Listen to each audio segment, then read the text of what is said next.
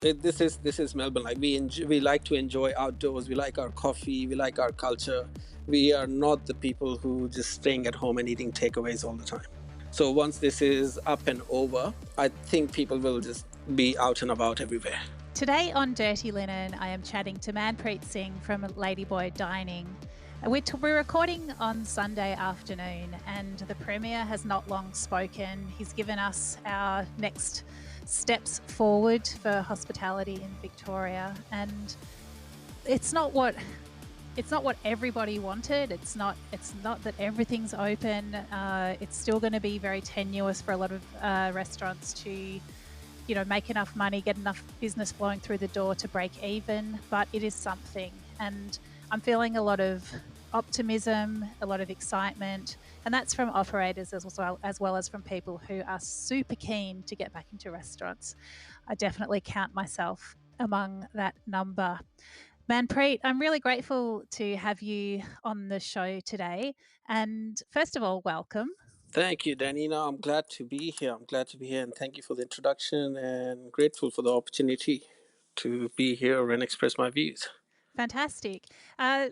Let's first of all, can you tell me a bit about Ladyboy Dining for people who don't know the business?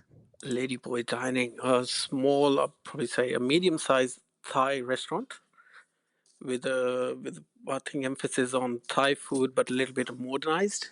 I'd say got a great courtyard at the back, cocktail bar at the back, and yeah, we're just doing some simple but great Thai food. And who do you run the restaurant with? It's my wife, so she looks after the kitchen. So she's Thai. Well, except me, everyone else is Thai here. So all the staff is from Thailand. And yeah, so the she looks after the kitchen and I look after outside. So anytime you're here, you will see both of us here. Brilliant. And yeah, as you were saying, it's in Richmond. So how long has the restaurant been there? Restaurant's been there about 7 years. We were not the original owners. We took over, I think, 5 or 6 years ago. But we started off with another small restaurant up in Richmond as well. And then we took over Ladyboy, and then yeah, we've never looked back. Yeah, brilliant. And what's your wife's name? Somali Setang. Great. Well, yeah, it's I think your restaurant is sort of emblematic of Melbourne, coming from different cultures, creating something for the community and employing a lot of people that have come from other places as well. Tell me what the pandemic has been like for you and how you guys have got through it so far. Oh, it's been well. The first lockdown was a bit more fun, I'd say, because it was more. Everyone was excited. Everyone was like, "Oh, there's a holidays for a couple of weeks and a lot more takeaways." It was more fun, and because people didn't knew that what's coming and what's not. And then second lockdown was a lot harder. And then we started from the first lockdown. We started implementing few things. Started on Uber Eats. Started doing takeaways and deliveries, which we never did actually. And then coming into second one, we started an online platform, which you definitely know about, My Thai Grocer. We tried to help us, yeah, tried to help our staff as as most of the visa holders are doing. They're cooking from home and doing what they can to survive because they are not eligible for government handouts. So we created a platform and we got our staff onto it, and it's just more ways to get them working. That's all. That's what I'd say probably. So, would most of your employees be visa holders from Thailand, perhaps international students? So have you got sponsored workers as well? What's the setup there? I've got one sponsored worker which we are in process of sponsoring her. She's like a head chef to us. So the wife is the head chef, and then she looks after the kitchen like a sous chef. And yeah, we are in process of sponsoring her, and rest all are, I think, they're all students. Yeah, Thai students. So we've got like 5, 7 of them because they only can work 20 hours maximum. So on rotating shifts, and everyone else is student here. So we try to help them as much as we can during this pandemic. So the other thing what we did was, yeah, as I said, My Thai Grocer. And then we started doing the food to hospitals, donating food through frontline meals. So that was another, yeah, that was another way we started doing. So we at least have someone here cooking food, and then I was delivering myself. So we just tried to find ways to make them work. Yeah. Well, my Thai grocer, from my experience, definitely worked for me and my family anyway. So my Thai grocer, you basically give over the kitchen to your visa workers, and they create food, create their curries. They're then frozen into really convenient blocks and easy to heat up and to enjoy at home. I had a few in the freezer, and a couple of nights where I was like, "Oh my goodness, I forgot to make dinner." There they were, and it was great. The family was, it was just like really easy to get food on the table for the family. So that was great, and at the same time, Yeah, that was kind of idea behind it, but then it was more of getting the staff to work. So if the restaurant's not open for dine in, at least we need to get something going on so they are here and they're working. Yeah, even with the deliveries also, I had one of my bartender, because he, at the moment, it's only kitchen staff and one of the girl in the front working, and then my bartender, he's got nothing. So I've got him doing deliveries everywhere. So rather than me working, so he's got something to do as well. So it was just like kind of making work for them. That's basically the idea behind it. So anything they can do, anything they can come here and do, and they can just survive, and they just make this pandemic pass, and then we're back on it, which will be 2 weeks. Yeah, that's right. So, what we heard today from the Premier is that Metro Melbourne from Monday, November 2, is allowed to open with restrictions. So, up to 20 people inside, but only 10 in each dining space. So, for a lot of restaurants, they'll only be able to do up to 10, and then up to 50 outside with the density rules that we're getting pretty used to. So, that's one person per 4 square meters inside and one person per 2 square metres outside. So that's a little bit different for Melbourne. Regional dining can now increase capacity to 70 outside and 40 inside, but again, only 10 people per dining space. So those rules, although it sounds kind of good that you can have 40 people inside, of course, if you don't have 4 rooms for them to be in, then you can't reach that diner limit. And I imagine that may work for some regional pubs and for some, yeah, I guess multi-streamed venues, but for a lot of independent restaurants, it doesn't really mean that much. But what for you, Manpreet, and at Ladyboy, tell me about how the news sits with you. We are happy and excited. We're one of the lucky ones. As a restaurant, we've got a small dining area in the front, which we will happily seat about 15 people if we spread the tables out. And then we've got a courtyard at the back, which is open courtyard and cocktail bar. So I can fit another 20 people at the back. Okay, great. So inside, unless it's 2 rooms, you can only have 10 people. Yes, yes, we've got a divider between the front and the back. So we are lucky in that sense. We are lucky in that sense. Even last time when we opened for a couple of weeks, and we could fit 20 in the front and 20 at the back, including outdoor area. Okay. So we're one of the, yeah, we're one of the lucky ones that we have this set up from the start, so we can utilize what we have. Wow, I'm really happy to hear that, and I'm happy to hear that you're excited and looking forward to gearing up and going again. Do you have a sense? Do you have a sense of what percentage of your normal trade this means? Definitely about 50% of what we usually do, Okay, but it's still better than most small restaurants which only have little space, and then better than doing nothing and just doing takeaways. sure. So, do you think you'll continue going with My Thai Grocer and the other takeaways, or will you try to transition just back to Ladyboy?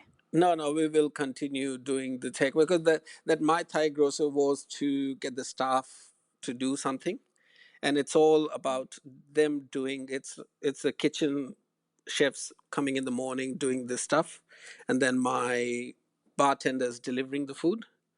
So I'm not really involved. I've just created something for them to do something about it or make it work.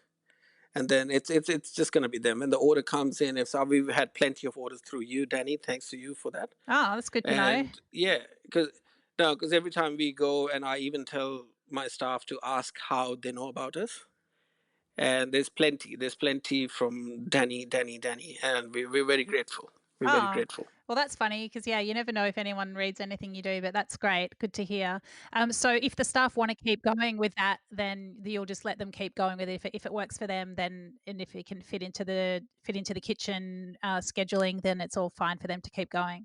Yes, definitely, definitely. Which I think they will, because I've just spoken to them a couple of days ago, and they were fine to do it. It's any time because the deliveries are, I think, a couple of days a week, and they're organizing themselves what day and what who's doing what, and whatever comes in, they just look after themselves with that. Mm. So, one of the things that comes up for people with these restrictions is how are they going to manage bookings? How are they going to manage payments? How are they going to communicate the rules to customers? What are your strategies around all that? We learned from the very first time we started doing a couple of seating, so 2 hour seating. It's a little bit hard on the customer perspective, but it's manageable.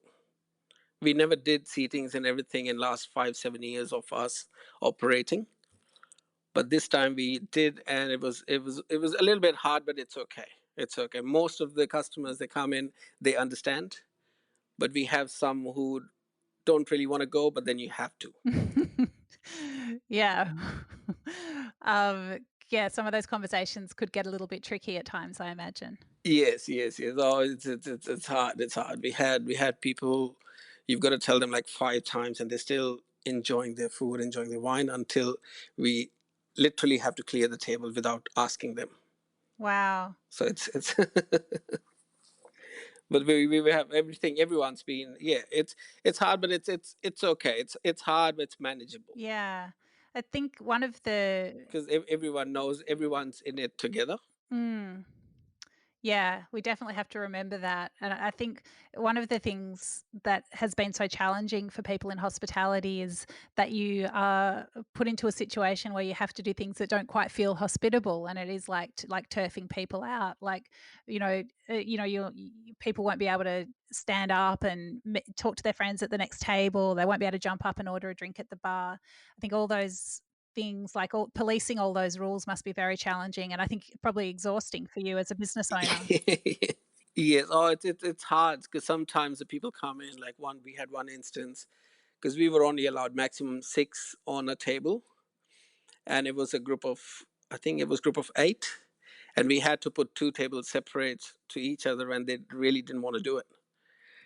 And then it took us like 10 minutes to tell them why we have to do. And I was like, of course you read news, of course you know everything. And so you have that little small percentage of people who still do things like this, but most of them are understandable, and they're happy to with what's happening. Yeah. Yeah, I mean, I really hope that now that we've been through this second lockdown together as a city, that we will be all so grateful to be back in restaurants. And of course, people understand that there are restrictions. We've all been living under them, and I suppose different rules mean more to different people. I think when we're um, so embedded in the hospitality industry, you think everybody's obsessing over 4 square meters and all that stuff, but of course, perhaps they aren't. So yeah, communication is really important, isn't it? Yes, true, true, true. No, but as I said, 95%, or I'd probably say 98% of the people, they're understandable. They acknowledge what's happening around them, and they're fine. They're fine. Yes. That's good. Another topic for a lot of restaurant owners is bookings and taking credit card details at the time of bookings. Is that something that you have considered? Well, yes and no. Yes and no. We thought of that to take credit card bookings, and then but we didn't. But we didn't because I think it would be hard to manage for us. It'd be another thing adding on to it, and then we didn't had a lot of cancellations and stuff. So we were like, oh, it's okay until if we can, yeah, until we can manage without it, we'll do it. If it's getting hard and people are canceling a lot, then we probably go that way. But what we do is instead of doing that, we try to confirm. Like we confirm once the reservation comes in, someone literally calling them and confirming, and then we confirm again on the day that, oh, you've got a table book at this time, still the same numbers, and you guys are coming at 6 to 8 or whatever the time frame is. So we confirm on the day as well. So again, it's about that communication. So let's talk a bit about Richmond, and you're on Bridge Road. I mean, Bridge Road. It's so Richmond. It's next to the city. It's an inner eastern suburb. Bridge Road is a bit of a funny strip, isn't it? Like it hasn't. It's had its ups and downs over the years, and I'd say it even though we've heard so much about the city and about the difficulties of the CBD, I would say it's some suburbs are also doing it really tough, and it's going to be hard to get back. Retail's always been so important for Bridge Road. How are you feeling about Richmond and about Bridge Road particularly? Oh, it has changed a lot from what we've seen in the last 5 years or so. It used to be a lot more shops and a lot more retail, I'd say. And then now it's more hospitality, a lot more restaurants and stuff. So it has changed a lot. It has changed a lot. And it's gone a bit. I think people have, it's just the, I guess you can say every 8, 10 years or so that things change. It's just one of those things. It used to be all retail everywhere, and then now it's changed to all restaurants and apartments and everything. So it's slightly, I'd say it's gone a bit quieter, but it's good. It's good. We're still very lucky to be in Richmond, and the community here it's massive, and they support all the restaurants here, and we're lucky to be here. To be frank. Oh, that's good. So, how do you feel about the prospects for your restaurant coming out the other side of all this? Do you feel optimistic? Do you feel worried? Like, what are the things on your mind? Oh no, no, I stay as positive as I can. I stay as positive as I can. No, it'll be fine. We will be here. We're doing takeaways and everything. We've been here. We've been here for long. A lot of community people, like the neighbors and everyone. Everyone knows me by name, and we will be fine. I'm very positive. That's good to hear. And what about Melbourne as a city? What do you think that the future is for Melbourne and dining and all the restaurants that we love? It'll be hard for some. Definitely be hard for some. But again, I said if I'm being very positive, I think it will all come back, and it will all come back for everyone. This is Melbourne. Like we like to enjoy outdoors. We like our coffee. We like our culture. We are not the people who just staying at home and eating takeaways all the time. So once this is up and over, I think people will just be out and about everywhere, and hopefully they keep their distances apart and everything, so we don't have to go into lockdown again. That's the only thing I worry about. Yeah. Well, what particularly worries you about? Is it that people won't take it seriously anymore, or what worries you? Even still got 2 weeks to go to open, and with Uncle Dan, you never know what he's gonna do. So with the cases, yesterday was one, today is two, and if the cases go up and down, we're still. So I'm optimistic, but I'm still not 100%. And with the grand final coming as well, there's gonna be. Hopefully, there's not gonna be a lot more parties and everything, but you never know. Right. So you'll believe it when the day is here and you've got the door open and customers sitting down. Yes, I am preparing for it. We've started preparing. We've got the staff coming in to do massive cleanup and everything. But until we're open, we're still not open. Mm, okay. Well, it's probably a wise position. I guess there's been so many changes and so much uncertainty. You might as well only believe the things that are exactly in front of your in front of your hand to see. Yeah, like, it's not going to be tomorrow. It's another 2 weeks to go. Okay. So yeah. So I'm optimistic, but I'm not 100% there. Okay. And just tracking back a bit, Manpreet, like why did you and Sumali decide to open a restaurant? Oh, Danny, we've been in hospitality for over 10, 15 years. We met each other in Melbourne, and we were studying cookery at Box Hill TAFE. Ah, really? Yeah, yeah, that's where we met. And then I've worked over 10, 15 years in hospitality as a chef, and same as her. She's done cooking all her life. And it was just one day we just decided, oh, let's try our own. And how did you decide? I've worked in pubs, I've worked in restaurants. The very last my position was the Duke of Wellington. In the city, I was a chef there, and Somali was in MCG doing catering and stuff. And then we started. Oh, it was just a. I guess there was a bit of push from one of my colleagues as well, and then we started cooking at home. And then we were like, oh, let's try this, let's try that. And because she's Thai, but it was not. We were not 100% sure that we can do a Thai restaurant or not. So we tried manipulating the recipes a little bit.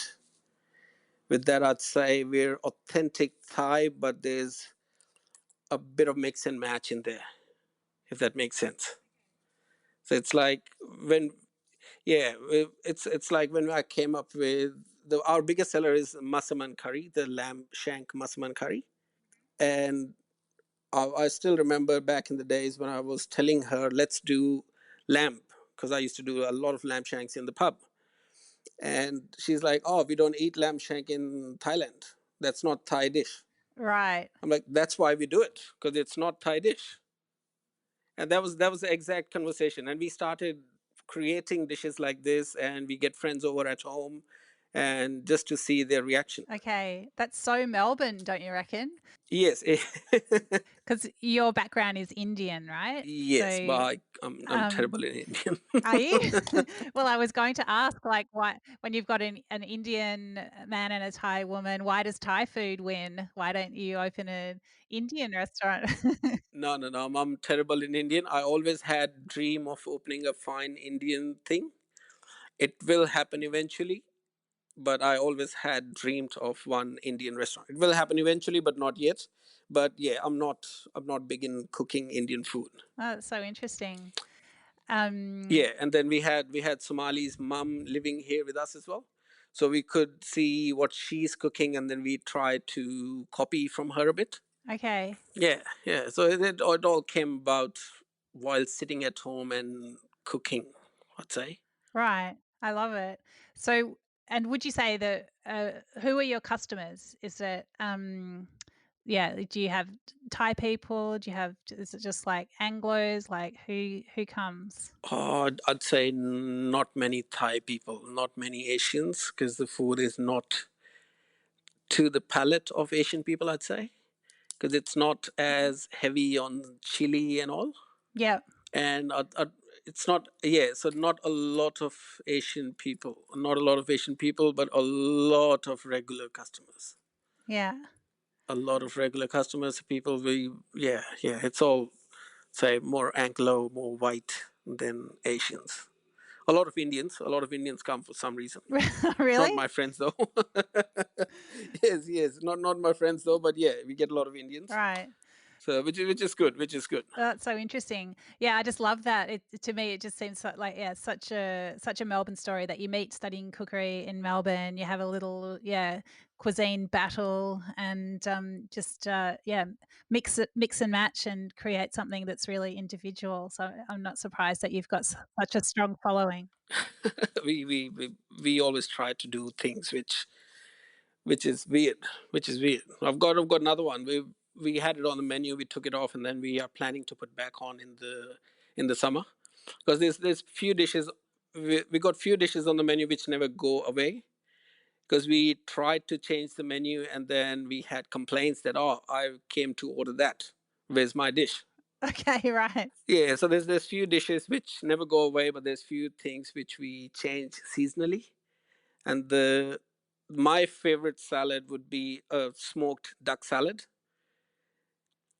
The only variation we do, which I love, is caramelized popcorns. Oh, that sounds great. Yeah, it's more of a variation of a Thai herb salad, like a smoked chicken salad.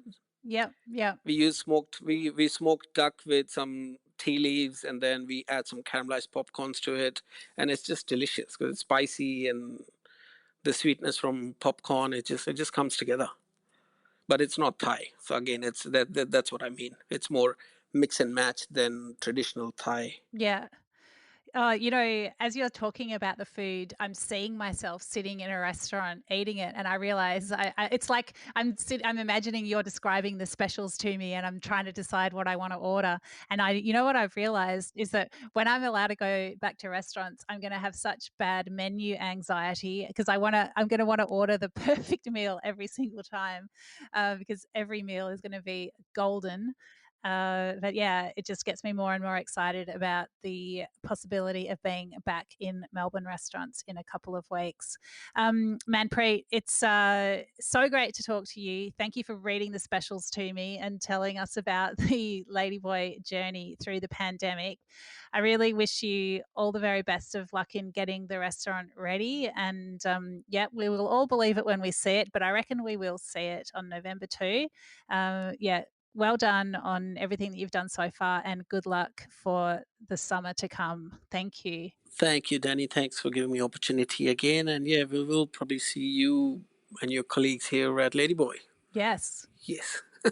we'll be there. Okay. Thank you so much. Okay. Thank you, Danny. This is Dirty Linen, and I'm Dani Valent. We air the issues that the hospitality industry finds hard to talk about. We spend a week thrashing around each issue, hearing from different people with unique perspectives. We want to hear from you as well. If you have something that needs to be said about a topic, get in touch so we can include your perspective. Contact us at dirtylinen@deepintheweeds.com.au or hit us up on Insta at Dirty Linen Podcast. We can't wait to hear from you. This is a Deep in the Weeds production.